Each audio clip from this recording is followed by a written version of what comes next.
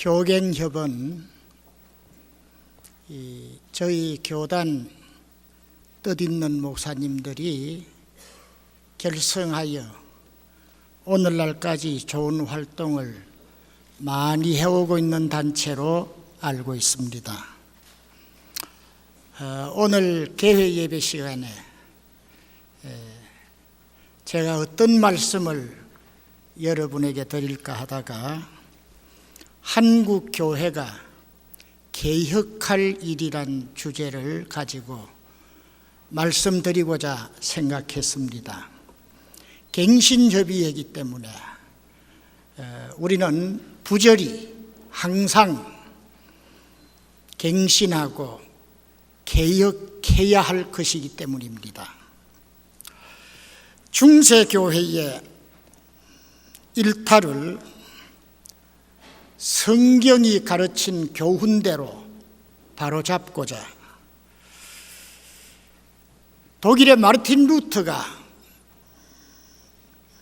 95개의 논제를 비텐베르그 교회당 문에 게시함으로 종교 개혁의 불길이 점화된 게 우리 개신교회의 출발점이 된 거로 현아 한국 교회가 개혁할 일에 대하여 우리 함께 생각하고 기도해 보고자 합니다. 제사장 엘리의 아들들로서 세습 제사장인 홈리와 비느하스가 저지른 죄악들이 근년의 한국 교회 모습과 유사한 듯하여 이런 일들을 통회하고 바로잡아야 할 것이라고 생각합니다. 홈리와 비느하스는 제사장의 아들인 동시에 제사장 신분을 가진 사람들인데도 성경에 엘리의 아들들은 불량자라고 말했습니다. 제사장의 아들들이요, 자신들이 제사장인데 불량자라는 말을 들었습니다. 이를 보아 우리 성직자들이 타락하면 인간 쓰레기인 불량자가 될 수 있는 것입니다. 맛이른 소금처럼 사람들의 발에 밟히게 되고 교회를 오도하고 오염케 하는 제일 주범이 될 수 있습니다. 이런 점에서 교회가 잘못할 때 그 가장 큰 책임은 성직자인 우리 목사들에게 있다고 생각해야 합니다. 다른 탓할 게 아닙니다. 교회의 위치가 제일 중요한 만큼 교회가 잘못된 데 대한 책임도 제일 많이 져야 합니다.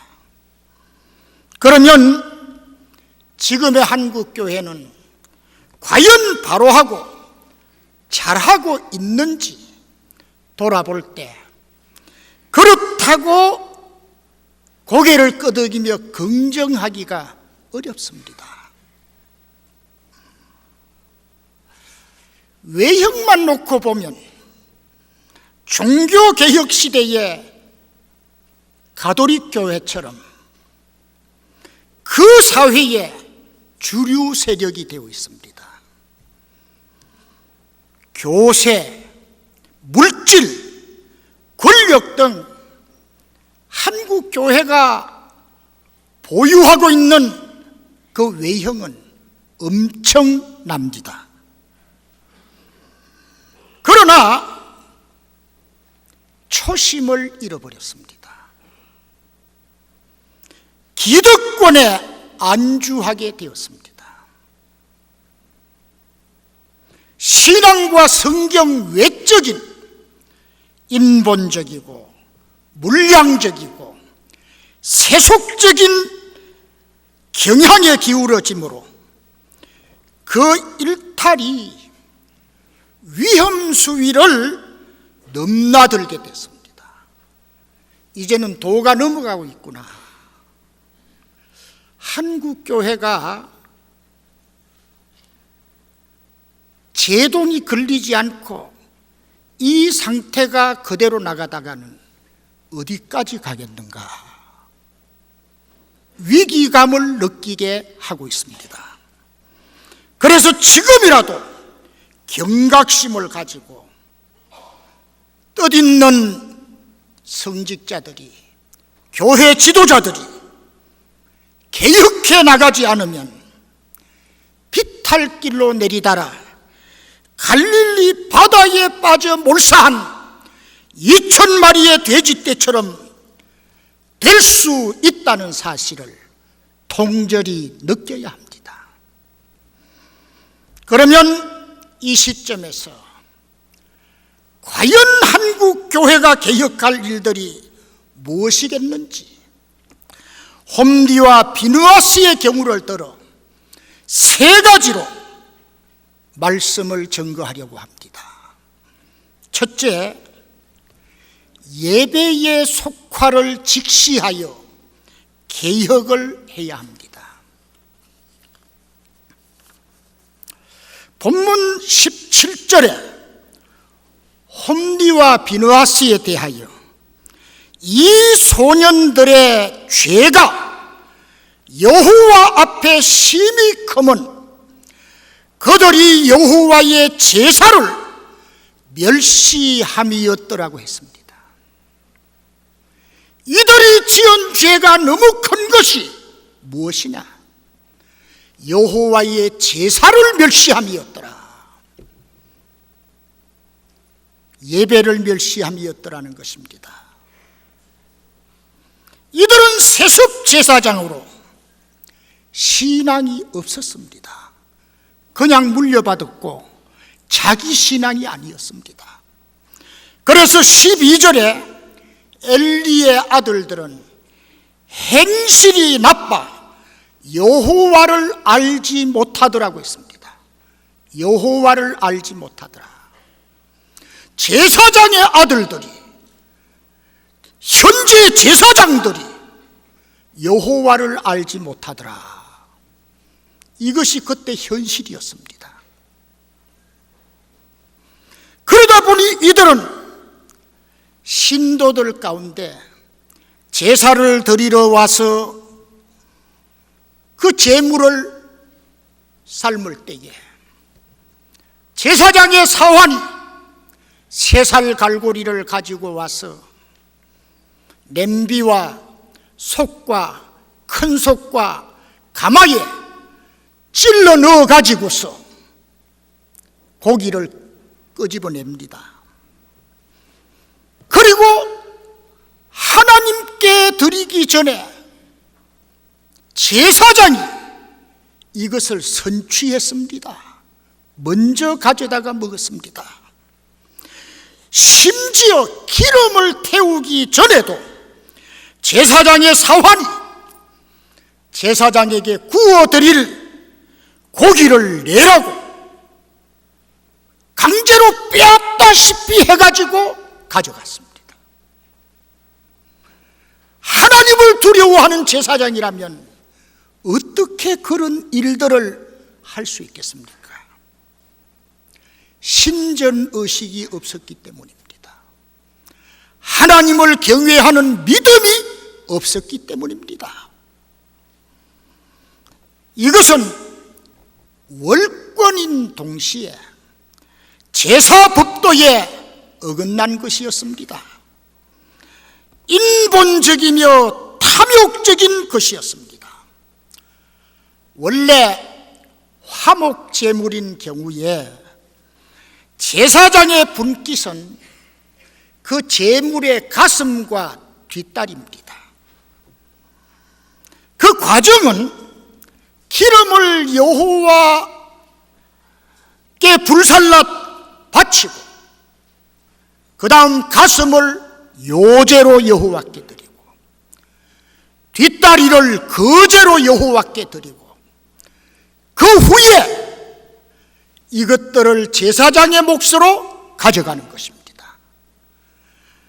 나머지 부분은 제물을 드린 신도 제주의 것입니다.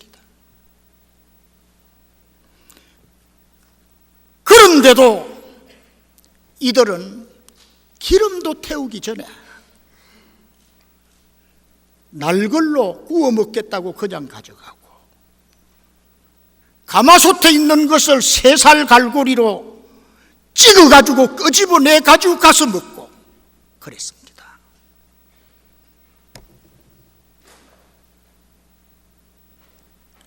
더러 제주가 바른 격식의 제사를 요구합니다. 그렇게 하는 게 아닙니다. 먼저 하나님께 드리고 제사장님이 가져가십시오. 격식대로 해 주십시오. 그럴 것 같으면 강압하고 위협하고 빼앗다시피 해가지고서 기어코 자기들이 먼저 가져갔습니다. 이것은 여호와의 제사를 멸시하는 것입니다. 여호와의 제사를 멸시하는 것은 바로 여호와 하나님을 멸시하는 것입니다. 하나님을 능멸하는 행위를 제사를 받든다는 제사장들이 눈도 깜짝하지 않고 하고 있으니 그 시대가 어떤 시대인지 알 법한 일이 아닙니까? 성경에서 여호와를 뵙는 일은 대단히 중요시되어 있습니다. 구약에는 제사장들이나 신도들이 자신을 성결케 할 것을 요구하고 있습니다. 만일에 불경스러운 일이 생기면 여호와께서 충돌하실 것이라고 경고하고 있습니다. 신약에는 신령과 진정으로 예배할 것을 말씀하고 있습니다. 16세기 후반에 태동한 청교도 운동이 처음 시작하고 발흥할 때 주요 의제가 예배였습니다. 그들은 무엇보다도 성경 중심의 예배의 순결을 주장했습니다. 그런데도 요즘 한국 교회에는 예배에서 많이 일탈해 있습니다. 하나님께 예배가 아니라 사람들의 축제로 변질되고 있습니다. 하나님께 예배가 아니라 문화란 이름을 더 씌워 사람들을 흥겹게 하는 공연이 되고 있습니다. 저는 문화를 통한 선교 찬성하는 사람입니다. 그러나 항상 그것은 하나님께 더 좋은 예배를 드리기 위한 것이 돼야지 사람들 기분 맞추기 위한 것이 돼서는 안 됩니다. 하나님의 말씀은 제일 뒤편으로 밀려나 있거나 다른 프로그램이 받쳐주지 않으면 추락해 버릴 만큼 점점 그 위상이 떨어지고 있고 밀려나고 있습니다.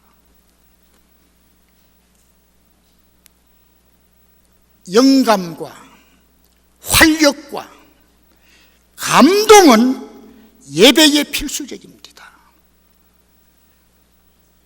영감적인 예배가 돼야 돼요. 활력 있는 예배가 돼야 돼요. 감동적인 예배가 돼야 돼요.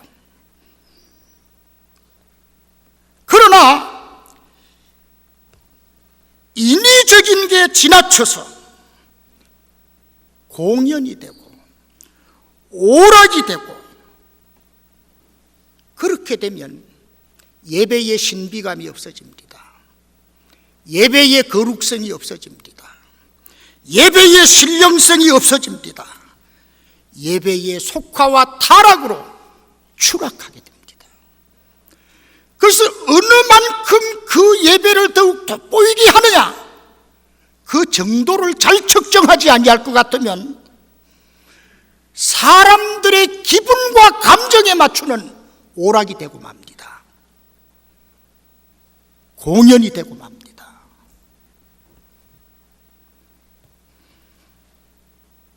오늘날 개신교가 급격하게 감소하고 있고 가톨릭이 급격하게 성장하고 있는 요인이 무엇입니까? 개신교가 너무 세상 따라가다가 종교의 본질면에 대하여서 많이 상실했기 때문에 진지한 구도자들이 세상과 비슷하게 나가는 개신교의 매력이 없다는 겁니다. 그래서 천주교로 발걸음을 옮기게 된 것입니다. 단기적인 이익을 위해서 장기적인 개신교 이미지가 추락하는 일이 생겨서는 안 됩니다. 저는 대형교회에 대하여 무조건 좋다고도 무조건 나쁘다고도 하지 않는 입장입니다.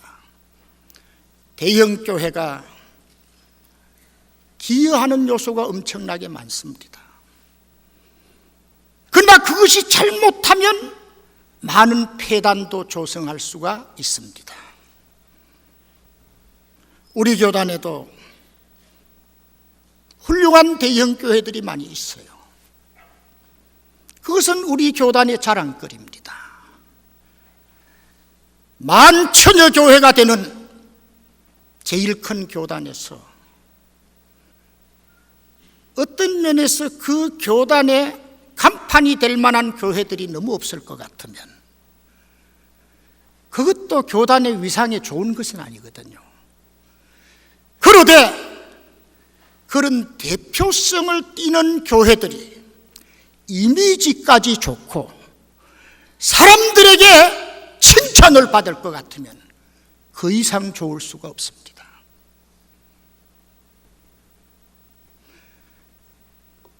그러면서도 부정적인 폐단이 생길까 봐 항상 절제하고 조심해야 합니다. 왜냐하면 어느 한 구석에 있는 교회가 잘못되면 그것은 크게 영향이 없어요. 대표성을 띠는 교회가 잘못되면 한국 개신교 전체에 미치는 영향력이 엄청난 것입니다.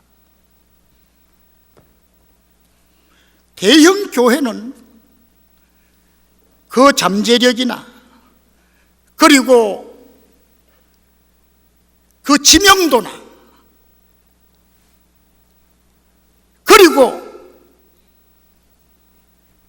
자연 발생적 성장 요건 때문에 아무 지장 없어요. 그러나 한국 교회의 이미지가 잘못되면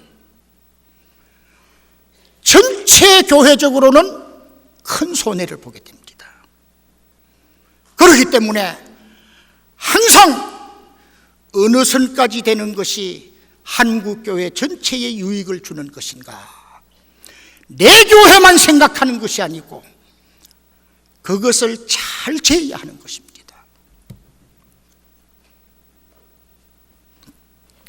오늘날 대형교회의 물량이 각종 프로그램들을 양산하고 또한 엄청난 물질을 투자하여서 외견상 대단히 화려하고 인류 예술단 못지않은 그런 공연도 할 수 있고 또 보여주기도 할 수 있습니다. 그러나 일반 교회들은 그것을 따라갈 수가 없어요. 그럴 때에 먼저 해야 될 것과 나중 해야 될 것, 그것을 잘 선별해야 됩니다. 일반 교회는 자기 교회 재정 전체를 다 투자해도 어설픈 모습만 보일 뿐입니다.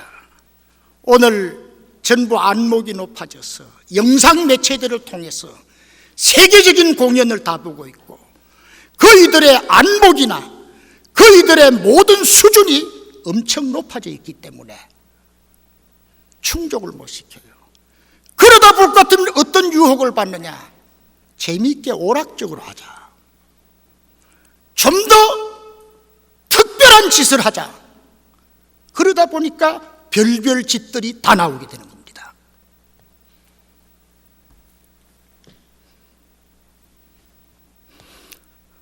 오늘날 교단 헌법이 정한 예배 모범은 설 자리를 잃게 되었습니다. 제가 총회장 되기를 얼마 앞두고 총회에 한 번도 안 나온 사회의 지도적인 위치에 있는 어떤 장로님이 저한테 전화를 했어요. 제가 고등부 때 지도했던 학생이거든요. 목사님, 한국교회 예배를 좀 바르게 잡아줄 수 없겠습니까? 그래요. 그래, 말은 좋지만은 전체가 그렇게 나가는데 그 대세를 내 혼자 참 어렵다, 그렇게 말한 적이 있습니다.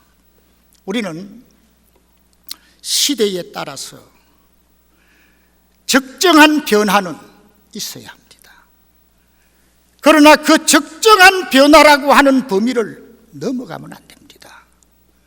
그렇게 될 것 같으면 이것이 하나님께 예배인지 사람들의 노름인지 여기에 분간이 안 가게끔 만들면 안 된다는 겁니다.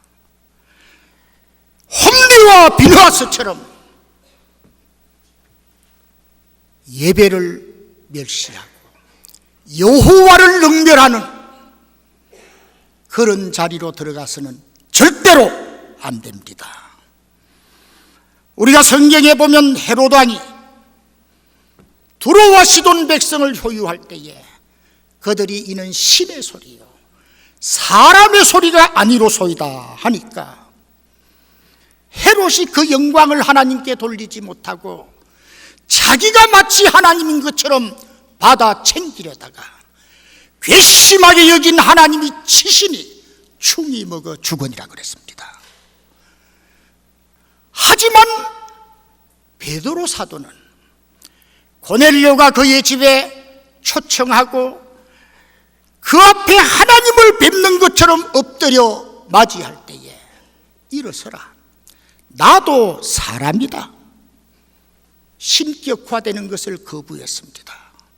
고넬료는 하나님이 당신의 입에 주신 그 말씀을 듣고자 하여 우리가 지금 하나님 앞에 있나이다 분명하게 말했습니다. 바울 사도는 루스드라 전도에서 나면서 안진뱅이 된 사람을 고치니 그 성사람들이 하늘에서 내려온 신들이라 하여 제사장들은 소와 하관들을 그 앞에 벌려놓고 제사를 드리려고 했습니다. 바울은 험의 신이라, 바나바는 스스 신, 제우스 신이라 말했습니다. 그러나 그들은 이 무슨 망발이냐, 우리도 너희와 똑같은 성정을 가진 인간이다, 신격화되는 것을 거부했습니다. 우리는 영광을 하나님께 돌리는 그런 예배를 드려야 됩니다. 하나님의 영광을 사람들이 가로막고 서지 않도록 항상 주의해야 될 줄로 믿습니다. 둘째로, 윤리의 부재를 직시하여 개혁을 해야 합니다.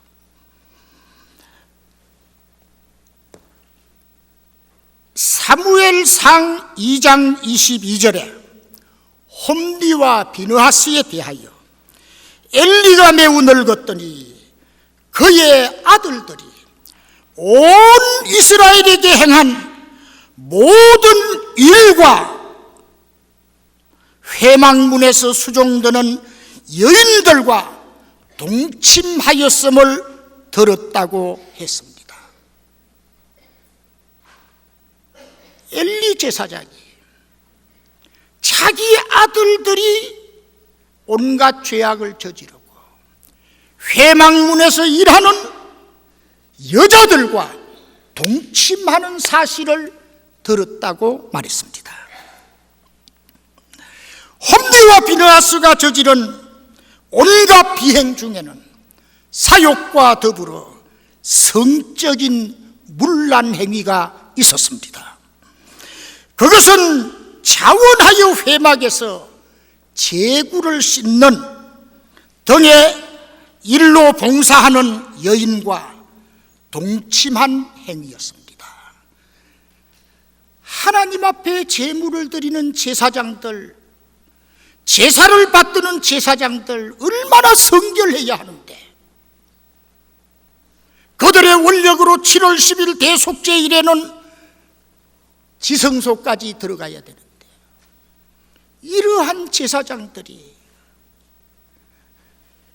회막문에 수종되는 여자들과 동침하는 것을 예사롭게 하니 이것이 될 일입니까? 무릇 고등종교는 반드시 윤리의식과 역사의식을 가져야 합니다. 하등종교는 영업만 있으면 되지 그런 게 필요 없어요. 무당이나 점쟁이는 영업만 나타나면 됩니다. 그이들이 무슨 음란 행위를 해도 무슨 잡짓을 해도 탓하지 않습니다. 그러나 고등종교는 반드시 윤리의식이 있어야 됩니다. 역사의식도 따라야 합니다. 그러므로 성경의 교훈은 신앙과 윤리를 병행하여 조화를 이룹니다. 그런데도 홈리와 비느하스 이 불량한 제사장들은 신앙이 없으니 윤리의식도 없었습니다. 하나님도 의식하지 않는데 사람들의 시선, 사람들의 소문 아랑곳하지 않았습니다. 하나님 없는 사람은 사람들 의식하지 않습니다. 오로지 그가 가진 제사장으로서의 특권 의식만 가지고 마음껏 행사하고 누리며 즐길 뿐이었습니다. 도덕과 윤리, 신앙과 양심 따위는 안중에도 없었어요. 오히려 그렇게 못하는 자가 바보다, 무능자다, 그렇게 생각했습니다. 오늘날 우리 교역자들 가운데서도 내가 가진 특권을 마음껏 향유하는 자가 똑똑한 사람이고, 희생하고 고난받는 사람, 지지리도 못난 사람이다, 이렇게 생각하는 부류도 있습니다. 오늘의 한국교회 양상이 홈리와 비느하스를 닮아갑니다. 우리가 곤궁하고 약자였던 시절, 조롱받고 핍박받던 시절에 가졌던 경건성과 도덕성을 상실해버렸습니다. 8.15 해방을 맞을 때 남북한 동포가 3천만인데 한국 개신교인이 50만도 안 되었습니다. 그러나 그때의 교인들은 인정을 받았어요. 공신력이 있었습니다. 오늘은 5천만 남한 동포들 가운데 1,000만이 넘는 기독교인이 있지만은 신뢰와 존경을 잃어버렸습니다. 예수님을 본받기보다는 내가 상주사회에 편입하기를 바라고 있어요. 교육자, 목회자로서보다는 지도자, 경영자로서 좀 목이 뻣뻣해지기를 바라고 있습니다. 이렇게 되다 보니 교회의 겉모습은 화려하되 본질을 잃어버렸습니다. 세속적 힘을 가졌으되 신령한 힘을 잃어버렸습니다. 신뢰와 존경을 잃게 된 것입니다. 이전에는 성자형 목회자가 제일 존경을 받았어요. 그러나 오늘날은 성자형 목회자가 존경받는 시대가 아닙니다. 그러다 보니까 종교의 제일 중요한 수행하는 일을 모두들 멀리하게 됐어요. 과연 우리 성직자들이 얼마나 수행에 힘쓰는가? 성도들 앞에 성직자다운 예수 모습을 닮아가는 수행이 있느냐 하는 것입니다. 그 인품, 그 생활 자체가 설교가 되고 그들을 보기만 해도 은혜가 된다고 하는 그런 삶이 있느냐 하는 것입니다. 그것을 등한히 하게 됐어요. 어떻게 하면 능률을 올리느냐, 어떻게 하면 효율을 극대화시키느냐, 이것만이 최선으로 생각하게 됐기 때문입니다.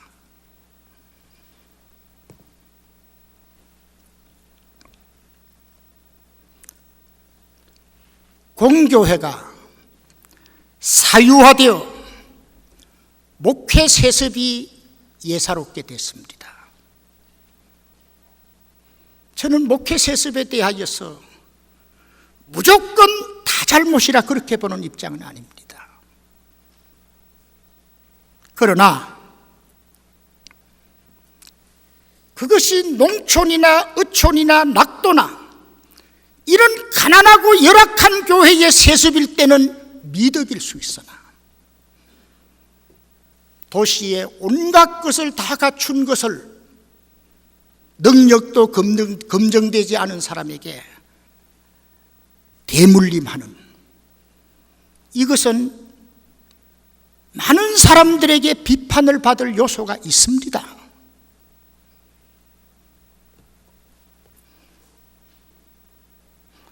교회 재정이 사금고처럼 되는 경우들도 있습니다. 우리 다 목사들입니다. 내가 개척했으니 내 교회고, 그리고 내가 전통을 세웠으니 내 마음대로 한다. 공교회의 공적 성격이 많이 없어졌다 이겁니다. 우리는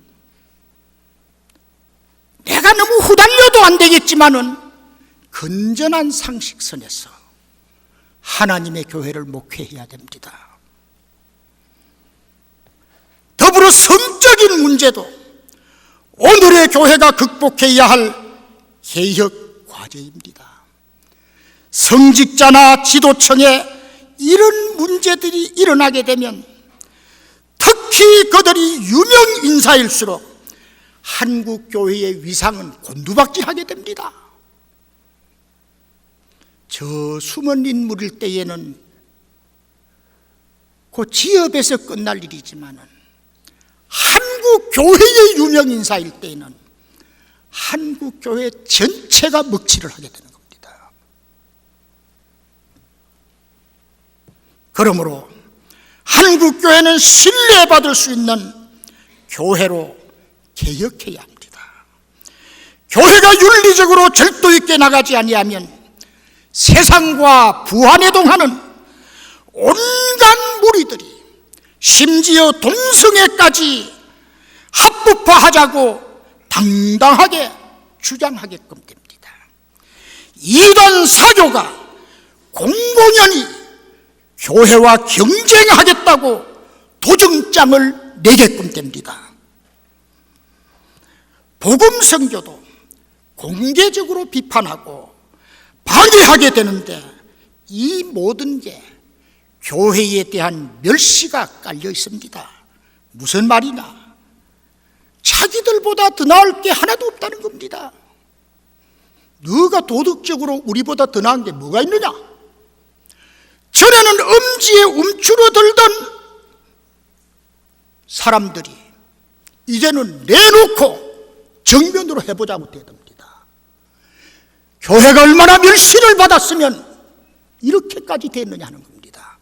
우리가 자초한 겁니다.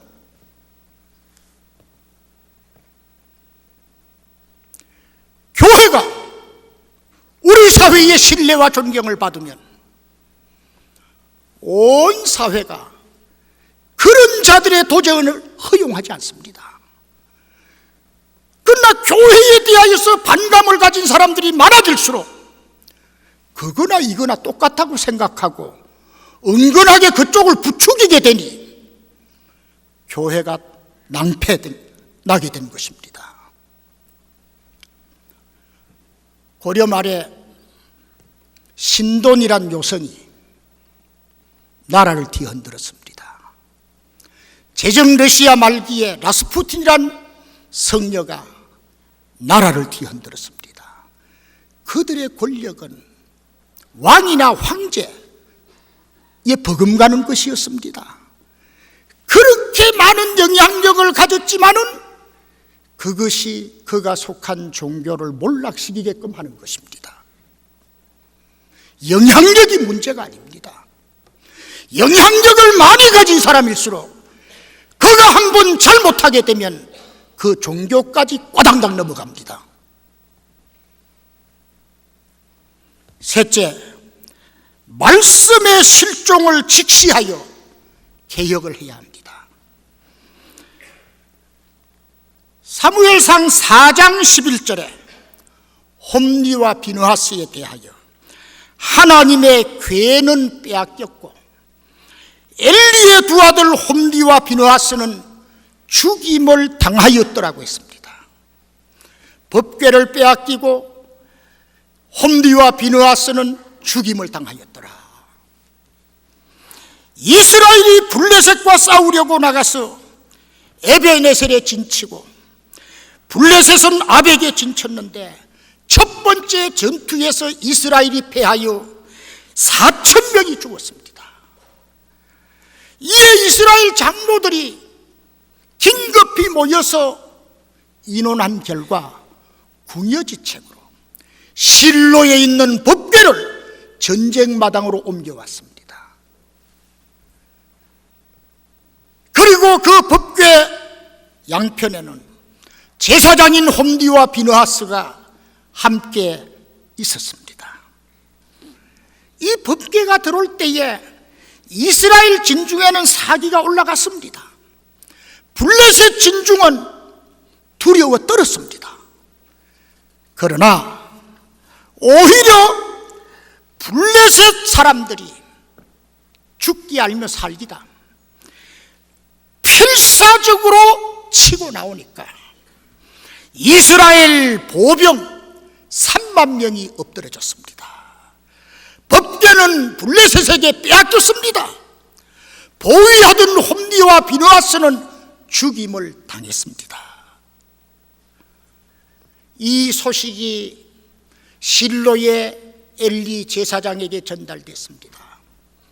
그때 엘리 제사장은 98세로서 몸이 비둔한 가운데 의자에 앉았다가 아들들이 죽었다는 소식과 법궤를 빼앗겼다는 말에 너무 놀라가지고 넘어져서 목이 부러져 죽었습니다. 그가 어떤 말이 제일 놀랐는고 하니 아들 둘 죽었다는 말보다도 법궤 빼앗겼다는 말에 제일 놀랐습니다. 그리고 비느하스의 아내는 임신 중이었는데 시아버지가 죽었다, 남편과 시숙이 죽었다, 법궤를 빼앗겼다, 이 소식을 듣고 갑자기 산기가 발하여서 아이를 낳았습니다. 허리를 굽으려 아이를 낳았는데 사내 아이라고 합니다. 하나님의 영광이 이스라엘에서 떠났다 하고 이까봇이라 이름을 짓고 그도 죽었습니다. 이것은 엘리 집안이 망한 것을 말해줍니다.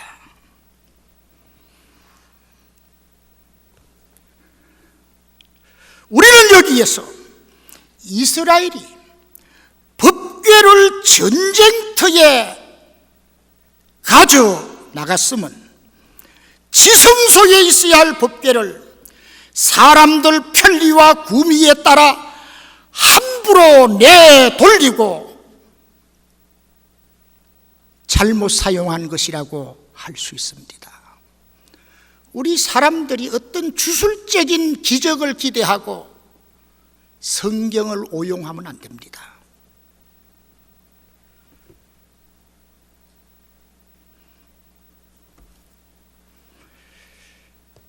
그리고 그것을 적에게 빼앗겼으면 성경을 잃어버린 것과 같습니다. 말씀을 상실한 것과 같습니다. 법궤 안에 무엇이 있습니까? 법궤 안에는 10계명을 새긴 두 돌비가 있습니다. 아론의 쌍난 지팡이가 있습니다.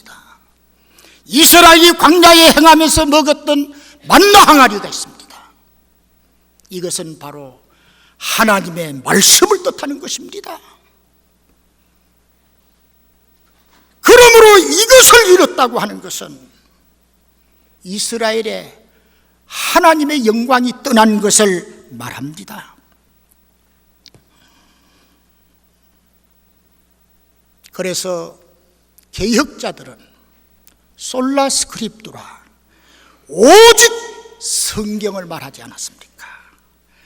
종교개혁은 말씀으로 돌아가자는 것입니다. 개혁신앙은 말씀에 맞게 항상 고치자는 것입니다. 하나님 말씀이라고 하는 그 표준과 자유에 그 권위에 비추어서 일탈하 있으면 다시 되돌아와야 되는 겁니다. 거기에 맞추어서 고쳐나가고 변경해 나가야 하는 것입니다. 청교도들은 성경을 중심하되 예배의 순결, 교리의 순결, 생활의 순결에 초점을 맞추었습니다. 여기에서 예배를 개혁한다고 하는 것은 예배의 순결입니다.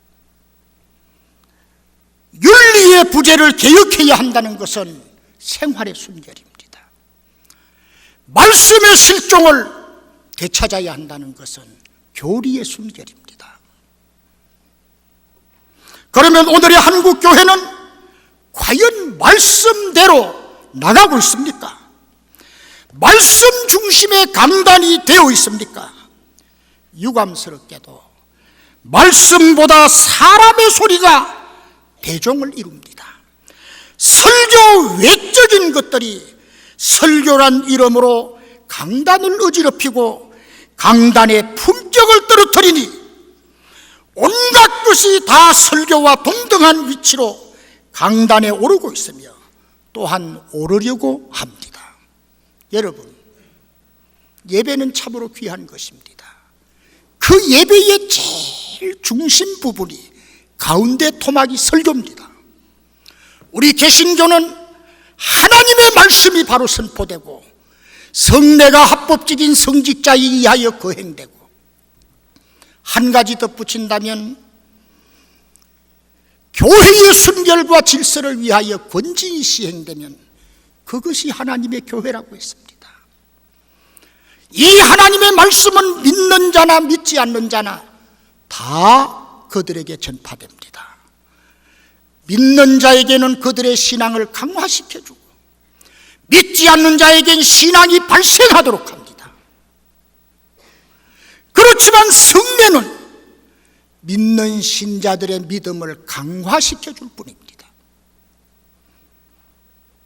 이런 하나님의 말씀, 이것은 그 어떤 것과도 바꿀 수 없어요.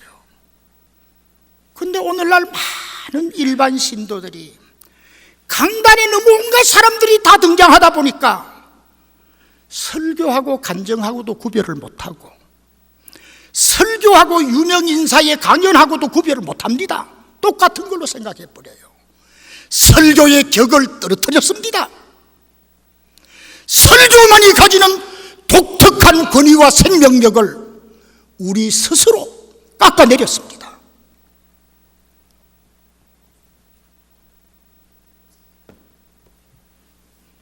강단 정화와 개혁은 순수한 말씀이 전파되고 강론됨에서 비롯됨을 명심해야 할 것입니다.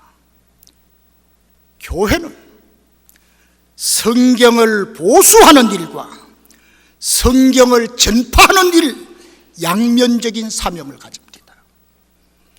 온갖 반기독자와 이단 사설이 하나님의 말씀인 성경을 훼손하려고 할 때에 이 하나님의 말씀을 굳게 보수하고 지키는 역할을 교회가 해야 됩니다. 그러면서 이 하나님의 말씀을 땅끝까지 모든 심령들에게 전파하는 사명을 다해야 합니다. 사랑하는 동역자 여러분, 우리는 홈리와 비느하스가 저지른 죄악이 오늘의 한국 교회의 양상임을 깨달아 우리가 이것을 개혁하여 회복함이 없을 때 거기엔 암울함과 멸망이 오게 될 것을 잊지 말아야겠습니다. 여호와의 제사를 멸시하는 예배의 속화를 개혁토록 합시다. 여러분, 우리가 목사라고 하면서 하나님의 예배를 멸시하지 아니했는지 곰곰이 되씹어 봐야 합니다. 도덕적 무질서를 방임하는 윤리의 부재를 개혁토록 합시다. 우리 성도들 가운데 보면 정말 평생 훌륭하게 신앙생활한 성도들이 너무 많습니다. 저는 제가 목사가 안 되었다면 과연 새벽기도 교인이 됐을까? 나 자신에 대하여서 안 됐을 가능성이 90%다 생각합니다. 근데 요즘 새벽기도 안 나온다고 직분 안 주는 것도 아니고 눈이 오나 비가 오나 한결같이 새벽기도 나오는 성도들 보면 존경스럽습니다. 또한 일평생 교직에 있든지 어떤 직에 있든지 정말 존경할 만한 인품을 가진 성도들이 많습니다. 과연 우리가 그들 앞에서 내가 떳떳하게 자신을 세울 수 있겠는가 하는 것입니다. 제가 제63회 총회부터 총회를 다녔어요. 금년이 제93회 총회가 뭐지 않습니까? 그럼 오랫동안 총회를 다녔어요. 부산에서는 제가 제일 많이 다녔습니다. 그러면서도 제 마음 가운데 한 가지 생각이 있습니다. 누가 하든지 이 교회 정치라고 하는 것도 관여는 해야 된다. 근데 어떻게 하든지 좋은 생각을 가진 사람들이 관여함으로 그 교단과 한국교회에 좋은 영향을 끼쳐야 된다. 그러면서 나는 목사다. 그렇기 때문에 목사 떼놓고 할 생각은 없다. 목사라고 하는 거기에서 더 나가다가는 큰일 나겠다 싶을 땐 스톱을 했습니다. 그래서 오늘날까지 제 이미지에 크게 손상을 보진 않았어요. 항상 나는 설교하는 설교자다.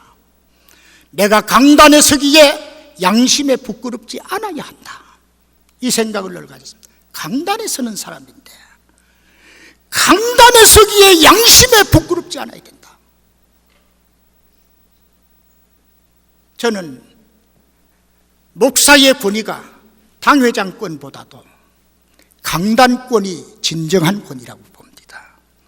당회장권은 행정권이고 정치권이지만은 강단권은 하나님 말씀의 권위입니다.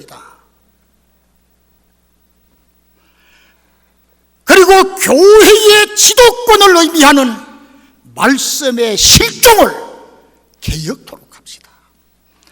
하나님의 말씀 우리는 지켜야 됩니다. 바로 지켜야 됩니다. 그리고 올바르게 전파해야 합니다. 바른 예배, 바른 생활, 바른 신학을 회복함이 없이 세상에 영합하여 그냥 줄다름질 칠 때 그 내리막길은 멸망의 길이 될 수 있음을 가슴에 새겨서 이제라도 늦지 않으니 갱신과 개혁을 통해 회복과 소생에 진력토록 합시다. 여기에 한국교회에 활로와 희망이 있습니다. 제가 한 가지만 얘기하고 말을 마치겠습니다. 제가 이 말씀을 드리는 것은 초심으로 돌아가자는 뜻입니다.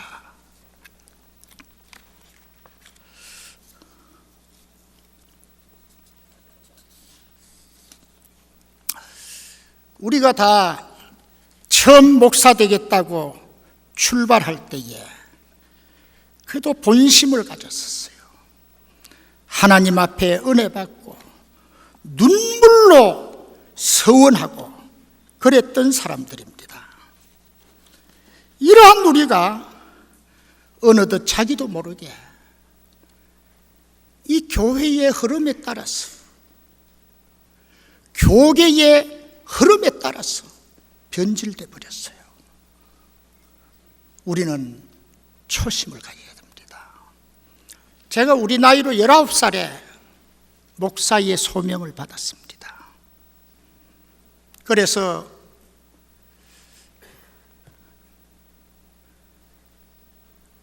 스무 살에 개척교회 전도사로 나가서 8개월 일하고 우리 나이로 21살에 신학생이 됐어요. 그때는 12월에 졸업했기 때문에 25살에 총신 본과를 졸업했습니다. 27살에 대학원을 졸업했어요. 우리 나이로 28살에 총각으로 목사가 됐습니다. 제가 전도사부터 금년에 50년째 일하고 있습니다. 제가 처음 목사의 소명을 받았을 때에 헌신의 재단이란 제목으로 글을 하나 썼어요. 그리고 늘 그때에 그 마음을 잃지 않으려고 노력을 합니다. 그것을 한번 읽어드리겠습니다. 눈물을 바치오리다. 마음을 드리오리다. 이 마음속 깊이 잠든 마지막 방울 눈물까지 보이오리다. 고적한 동산의 주님 눈물, 간절한 도고와 조용한 슬픔, 이 마음속 촉촉이 젖어들새 난 더 누를 수 없어 끝내 울음을 터뜨립니다. 눈물을 바치오리다. 화인 맞은 양심 되살려 주 십자가 아래 두 손 모으고 거룩한 마음의 이슬 흘리렵니다. 땀을 바치오리다. 육신의 장막 한 덩이 흙을 주님 전에 드리오리다. 이 온몸 깊이 베인 마지막 방울 땀까지 드리오리다. 그날 밤 겟세마네 거룩한 피땀, 방울방울 괴로우신 모습, 그 눈, 그 입, 그 이마, 그 얼굴 조용히 눈앞에 다가섭니다. 흥커러진 모습, 고난의 성상과 마주서 이 몸 괴로운 숨결조차 죽어갑니다. 땀을 바치오리다. 불타버린 양심 되살려 주 십자가 높이 높이 치어다보며 이 온몸의 땀을 모아 바치렵니다. 피를 바치오리다. 생명을 드리오리다. 이 가슴속 깊이 서민 마지막 방울피까지 흘리오리다. 음침한 해골동산 소망의 갈보리, 끔찍한 십자가 영광의 표상, 주님의 벗은 몸과 그 상처, 붉은 피, 타오르는 태양 아래 진홍 같습니다. 죄인, 보혈, 구원, 이 몸 곤두박질하며 종이장같이 하얗게 죽어옵니다. 피를 바치오리다. 죽어진 양심 되살려 주 십자가 힘껏 쓸어 안고서 온몸 들쪼으며 이 생명의 피 드리렵니다. 19살 때에 이것을 지어서 목사 되겠다고 헌신을 서원했습니다. 세월이 흐르면서 내가 변질되었는가, 잘못되었는가 싶을 때에 다시 한번 이때로 돌아갑니다. 이때로 돌아갑니다. 우리는 초심을 잃지 말아야 되겠습니다. 내가 무엇 때문에 목사가 됐는가? 내가 무엇 때문에 이 시대에 하나님의 장중에 사용되는가?